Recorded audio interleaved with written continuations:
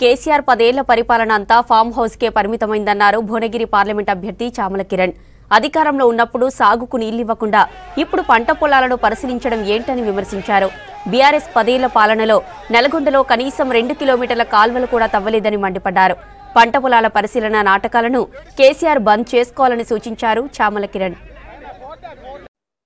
ఈ రోజు మీరు తుంగతుర్తి నియోజకవర్గంలో వెలుగుపల్లి గ్రామానికి వచ్చి అక్కడ ఉన్నటువంటి పంట పొలాలను సందర్శించాలనుకుంటున్నారు. ఈ యొక్క నాటకాలు బంద్ చేయండి. గత 10 ఏళ్లు మీరు ప్రభుత్వంలో ఉండి రాజశేఖర్ రెడ్డి గారి హయాంలో 9 కిలోమీటర్ల దూరం బయ్యన్న వాగు నుంచి కాల్వలు దోమితే ఈ రోజు రుద్రమదేవి చెరువు ఏదైతే మీరు పంట పొలాలను సందర్శించాలనుకుంటున్నారో ఆ పంట పొలాల నుంచి 50 మీటర్ల దూరమే ఈ రుద్రమదేవి చెరువు ఉంది. దానికి రాజశేఖర్ రెడ్డి గారి ప్రభుత్వంలో 9 కిలోమీటర్లు 7 కిలోమీటర్ల కాల్వలు తోమి ప్రభుత్వం మారిన తర్వాత మీరు 10 ఏళ్ళ నుండి 2 కిలోమీటర్ల కాల్వను మీరు తోమలేని పరిస్థితికి వచ్చిర్రు. ఇవాళ మీరొచ్చి అక్కడున్న పంట పొలాలను సందర్శిస్తున్నారు. గతంలో ఒక్కసారి మీరు మాట్లాడినటువంటి వీడియోలు చూసుకోండి, లేదా నేను ఇప్పుడు దీంట్లోనే చూపిస్తాను. మీరు మీ అల్లుడు గారు ప్రచారాలకు వచ్చినప్పుడు 2014 నుంచి 2023 మధ్యన అప్పుడున్నటువంటి ఇప్పుడు బీజేపీ ఎంపీ అభ్యర్థి కూడా మీ ఏమంటున్నాడు బూర నరసేగౌడ్ గారు దాన్ని రిజర్వాయర్ చేసి 3.5 టీఎంసీల నీళ్లు తెచ్చి సస్యశ్యామలం చేస్తామని చెప్పి ప్రగడ్బాల్ బలికి ఒక్క రోజు కూడా దాని గురించి పట్టించుకోలేదు. మీ పరిపాలన ఫామ్ హౌస్ కి అంకితమైంది. ప్రజలకు నిజంగానే చిత్తశుద్ధితోటి పరిపాలన అందించాలని, రైతుల సుఖ సంతోషాలుగా ఉండాలని ఆలోచన మీకు లేదు.